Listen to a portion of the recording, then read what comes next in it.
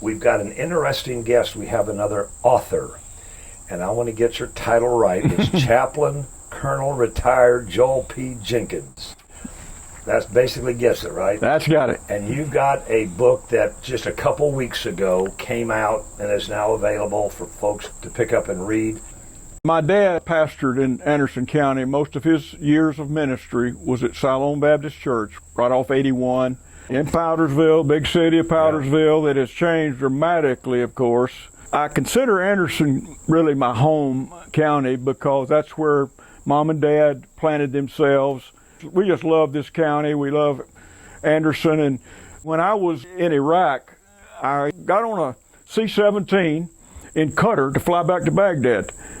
I found out the pilot graduated from Wren High School. He was a Dupuy. And I asked him, when I saw Dupuy, I said, "You wouldn't be kin to Monty Dupuy, would you?" And he said, "Yeah, he's my uncle." And I said, "Well, where are you from, boy?" And he said, "Well, I went to Wren High School."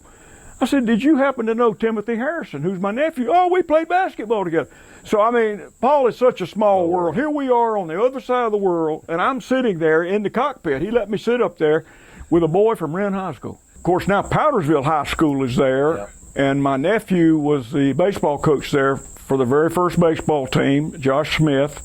Josh happens to be the head coach now over at Greer. But my niece teaches at Powdersville, and we just, this is home. Yeah. I have two younger sisters, Jane, who's in the middle. She just retired from Anderson District 1, teacher, principal, and ended up one of the assistant superintendents. Everybody loves Jane. She loves everybody. But she finally decided it was time for her to retire. So she's just her first year out of work. To be quite honest with you, I was of the age I should have gone to Vietnam. I'm 71. But I didn't because I went off to college. And I got the deferment. Because I had friends of mine that didn't come back, classmates. And I thought, I just didn't feel good about it. So I ended up joining the National Guard when I was 34 years old as a chaplain. And ended up serving 28 years in the Guard and the Reserves and the Army, and ended up a tour in Iraq. I was at the Pentagon at 9/11. I did the very first memorial service of people that were killed on 9/11. And then I ended up at Fort Bragg, where I retired at 61. They extended my retirement a year because they needed me to stay. And I did memorial services for 100 paratroopers who had fallen. And Paul, that's what's so sad to me. Most of them died in Afghanistan. And I can see their faces, I see their families, and now, I mean, their families must really be torn now because their sons, what did they die for? It's a sad situation for me and all our military people. I keep hearing from so many of my friends that served in Iraq and Afghanistan, and they say, "Man, just like Vietnam, we've been sold out." And everybody doesn't feel that way, but I'm just telling you, you talk to a veteran who served over there, without exception, they feel that. Having said what you said about being with guys that went to Nam and didn't come back, when you first went to the Vietnam Wall Memorial, how was that for you? Paul, as anybody who goes that is patriotic, is traumatic. You just look at 55,000 names of young men and young women who gave it all for their country, man, and most of them were young. I mean, you even had some 17, 18-year-olds there. But even if they were up in their 50s, they all gave that last full measure. So I was very moved. But I want to tell you, Paul, when I went back about 4 years ago, I went with my dad in a group that flew out of Greenville-Spartanburg. I went with a group of World War II Korean veterans on these honor flights. Yep. I was his guardian. Okay. All these guys, all these old World War II guys especially, man, I mean, they were in their 80s and 90s. My dad was pushing 90. They were all in wheelchairs. Well, we took them to the World War II Memorial, and that was moving.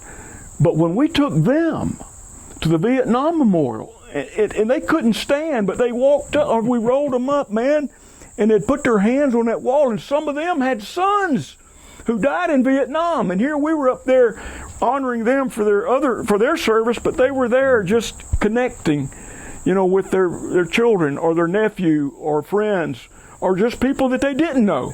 But they realized they were fellow veterans. And you know, it was so moving. That wall to me is it's just a very, very, very special place. The two places to me that are most difficult for me just to go and not feel overwhelmed is Arlington Cemetery. I did funerals at Arlington. I buried paratroopers in Arlington. And I can go to their grave sites. In Section 60, it's in my book about that, Section 60. That's the memorial right now till the 9/11 warriors get their own memorial. That's where they go. Because Section 60 is mostly guys and young ladies who died in either Afghanistan or Iraq since 9/11. You go there and you walk and you see these 18, 19, 20-year-old markers. And you realize they answered the call. You know, the problem I see today, Paul, a lot of people don't even know anybody in the military, much less anybody that died in service to their country. So that's why I felt compelled, wait a minute, we got to bring these people to life. Tell me what it was like at the Pentagon at 9/11. That was very hectic, obviously. I was in the National Guard, but I got called up because I was a chaplain, and at that point in time, I was a lieutenant colonel. So they wanted some senior chaplains to backfill what was there because the Pentagon Chaplains Corps was not prepared to handle all that. So I was brought in. I did critical incident stress debriefings. I did a lot of personal counseling. And then I was assigned, the Pentagon chaplain told me when I got there, he said, look, I'm giving you the memorial services because my plate's too full. So that meant I spent time with the families. The first one I did was for Lieutenant Colonel Jerry Dickerson, Sergeant First Class Maudlin White. That was 2 weeks after the event. It was September 25th in the Pentagon Auditorium. Dealing with those families, feeling their pain, and then being in that auditorium and officiating at that service where I had the brass sitting out there, you know, the chiefs of staff and all that sort of thing. And then when it was over, just going and putting my arm on those widows and widower in one case, and realizing from now on, man, they've paid that. They're going to live their lives paying for our freedom. So, but the Pentagon was a big office building is what it is. It's 17 and a half miles of corridors, and I walked them all. But when you're in a war zone, you expect to be attacked, but not when you're doing your 9-to-5 job. And for most of these who died, they were civilians. They were just doing their 9-to-5 job, and all of a sudden death visited the building. But they were heroic because they got back up and started back to work knowing we were now at war. Paul, think about this. Since 1976, every person who served in our military is a volunteer. Nobody has to go. Nobody's conscripted. Now, I admire those who go when they're drafted. My dad was drafted in World War II, and I admire people like that. But this generation, they raise their hand to go defend their country when they don't have to. What a great group. But one of the problems we've got, Paul, we have to bring in 150,000 a year just to maintain our numbers. Well, we're struggling right now. And one reason is because too many people have disparaged America. Why would a young man or a young woman say, I want to go die, you know, for that flag, when many people kneel before it?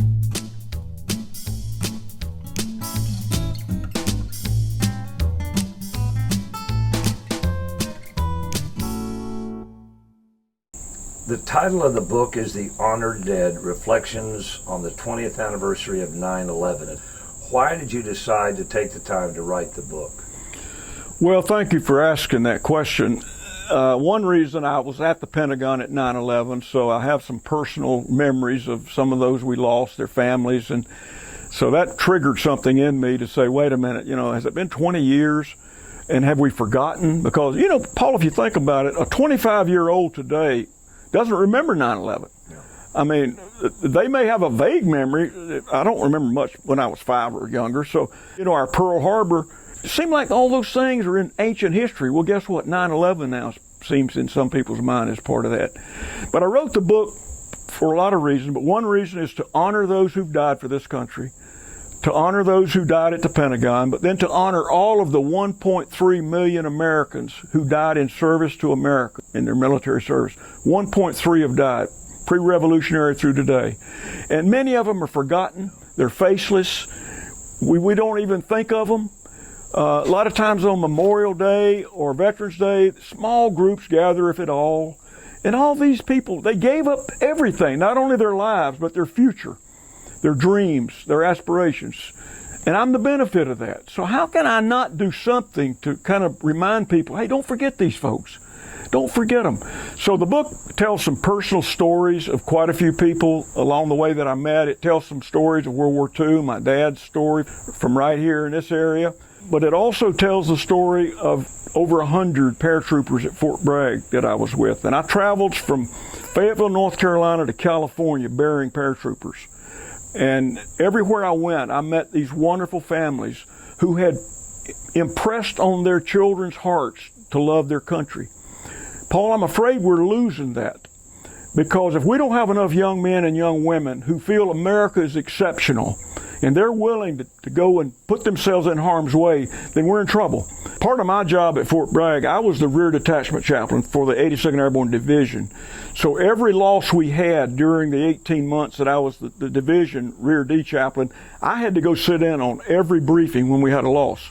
That was one of my jobs. And then I would assign a chaplain on my team to go with a notification officer to make the notification or to do the funeral or whatever. So I had to hear in every briefing how all of them died. And it was a tough situation. So we had to make 3 visits to that home to basically take them from that point of missing, presumed dead, when they finally recovered them. And to put a family in a 3-week period of limbo like that, I mean, Paul, it's anguishing. But yet, I felt like that's the highest honor I ever had, is to support families like that and say, I'm here for you. I'm here with you. I want to walk the ground with you. What is the message you have to convey to that team that you want the family to understand? Well, you're getting into the real core of what we do in that situation. When those teams go out, the Army always makes sure a chaplain goes. But the chaplain is not to be the one that makes a notification. But what happens, Paul, it happened to me. I went on a lot of those notifications because we had multiple casualties, so all of us had to get involved. I remember going once with a young Army captain to make a notification of a soldier, a paratrooper who was killed. We got to the front door. All of a sudden the door opens. This young wife with 2 little children standing beside her was there. That captain froze. He couldn't say a word. It wasn't my job to make the notification, but he froze. And he told me later, and I never got on to him about it, because he told me later, he said, Chaplain, he said, I'm so sorry, but I saw my wife. I saw my kids, because it was just the age of my children. He said, I saw them and I couldn't. Well, I knew it was a lot better for me to go ahead and make the notification than for him to struggle through it. So I went ahead and brought the news that we had. But generally, the chaplain is there to support the one who makes the notification. On the way over, you're in the vehicle and you're there to try to encourage him, maybe offer a prayer with him. But then once we make the notification, we never leave that family until somebody comes. I mean, we've stayed all night before until we could get a family member in, a friend in. Now, if it happened on post, that wasn't hard, because these families are tight, man. They got a network and they're there for each other. But sometimes we would make notifications, the off post, and it would be hard to get somebody in immediately. But we never left them. We were saying, whoa, we don't do that. When people read this, what do you hope they come away with? It says in the prologue what my intent is. I hope that they will pause and reflect and give thanks for all those who've gone out on their behalf to serve, particularly those who died, but also to honor those who served, who put themselves in harm's way. Secondly, I just want to encourage them to lift up America to this next generation, so that we have young men and young women who see their country as worth serving and even dying for. So I just want them to not disparage America. We're not perfect, but America is so special. And we're a work in progress, but we're nowhere in the world, Paul, do you see lines of people trying to get in. How many lines do you see people trying to get out of America? And so we're special. Don't be afraid of our excellence. Don't be afraid that we have so much to offer. Yeah, we're not perfect, but we offer the freedoms that nowhere else in the world you're going to find. So when these young men and young women are willing to go serve for America, let them know we're proud of them. We value them for that service, and we value those who've gone before them. It's on Amazon, it's on Barnes & Noble, Books A Million. And again, the title is These Honored Dead, Reflections of the 20th Anniversary of 9/11, and it was written by our guest, Chaplain Colonel Retired Joel P. Jenkins. We want to thank him for his time, for his research, for his love of America, and for spending time with us.